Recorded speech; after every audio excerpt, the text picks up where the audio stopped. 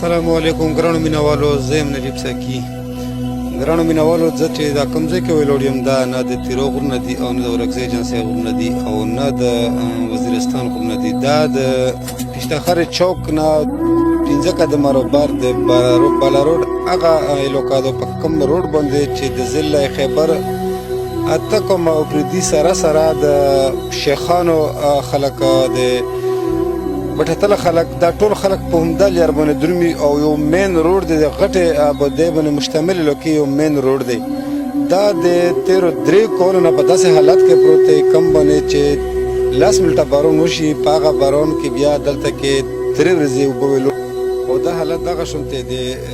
تیرو 3 کلونو دغه شونتې شروع دي دغه شونتې دا حالت دی. ګرانو مینوالو، تاسو د اوبه کاتی شو، د ډنډونه کاتی شو، تاسو پکې دا خلک کاتی شو، په کوم تکلیف پکې دا ګوډي روان دي، دا انسانان پکې په کومه طریقه باندې ګرځي. دا د هغه ګورنمنټ الوکادو کوم ګورنمنټ چې پنجاب کې دلته وایي چې د خیبر حالات بدل کړل دی، غیر غم بدل کړل. موږ څنګه په خپل ګوتو ستاسو د روډ بارا کې څه ویل غوړي دی؟ بس دا حال دی ټول عوام په تکلیف دي. سبب باندې کم زوی د دې ځای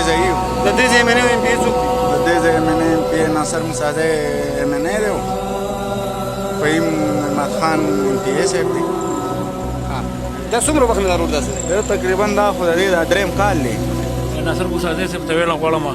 چې 3 کال وشو د روډ دا پروت دی، قسم دې مړه غاړي تباہ برباد موږ تاسو سره پلیټفارم دې ایم پی منه څوک دي؟ ایم پی صاحب د فهیم او ناصر مساعده منه دی. تاسو نو وخت نه روډ داسې پروت دا تقریبا 3 کال وشو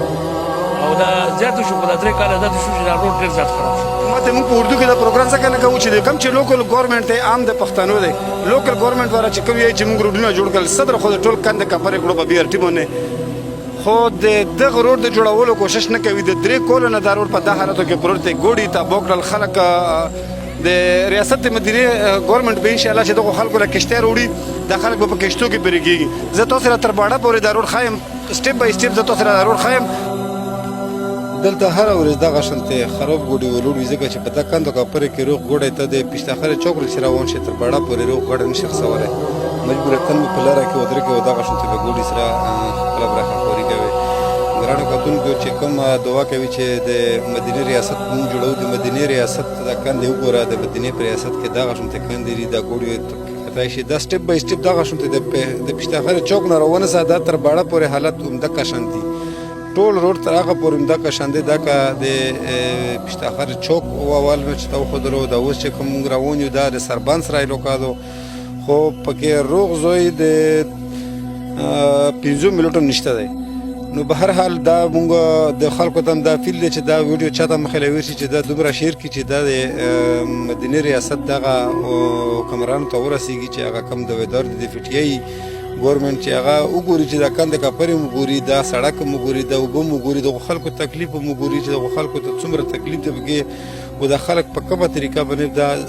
د روډونه یې آزاد کړل، موت ګوډې کړل، د دکانونه یې تورن کړل، د خلکو روزګار ذریعه یې ختمه کړه چې موږ له سړک ازودو ډول پرېږده چې سړک غمیون زم دغه حالت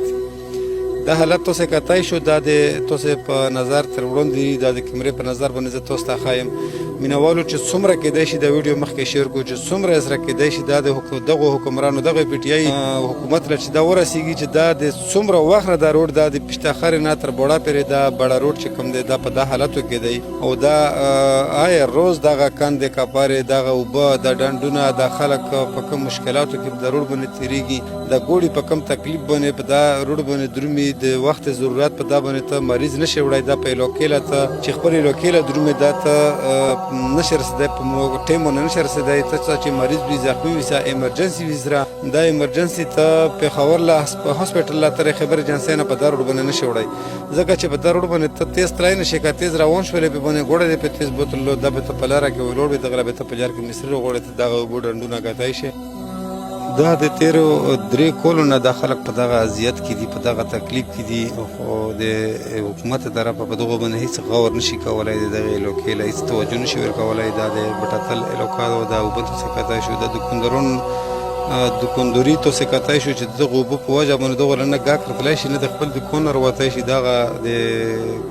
کشتونه سوه په دغه اوبه کې نه ګوډی پرې کېدی شي او نه پکې انسان پرې کېدی شي په اسانه باندې. نو ګرانو کتونکو مو مقصد دا دی چې دا ویډیو تاسو دا او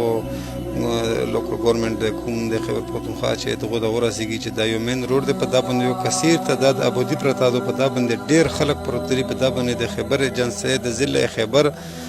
غټ آبادي پرته ده او غټ امدورت په باندې دی د ګوډیو نو د دغه څخه غور وکړي شي د پچله درې کولونه د دغه شونته پرته ده مو ته غوډه در پروت دی دا کم روډ چې دکانونه ته ورنو کړی دي دغه دکانونه الوکا چې کوم زده شوی رو د جوړ کړی شي او د سړک د مکمل مرمت وکړی شي چې د خلکو د تکلیف نه خلاص شي د اذیت نه خلاص شي چې ورز برونو وريږي او 12 ورځې بیا په دغه شونته وبو ویلوړي وینو دغه خلک غټ تکلیف کړي د تکلیف نه د خلک خلاص کړی شي د سړک باندې د کور شروع کړی شي دا کله د غیلو کې ام ان ای دی کله غیلو کې ام پی ای دی دغه ته موافق دی چې کوم د غیلو کې ام ان ای ام پی ای دی د سزای سي دا بل نو دغه د دا روډ باندې دا ګوډه صدا ګوډه خراب ته د غریبون تر کوشور په دا وبکتر کو زدایم نشي کړي د ګوري خو د کوزتو کوشش کوي په د بڑا روډ حالات چې مو تاسو له خاطر مننه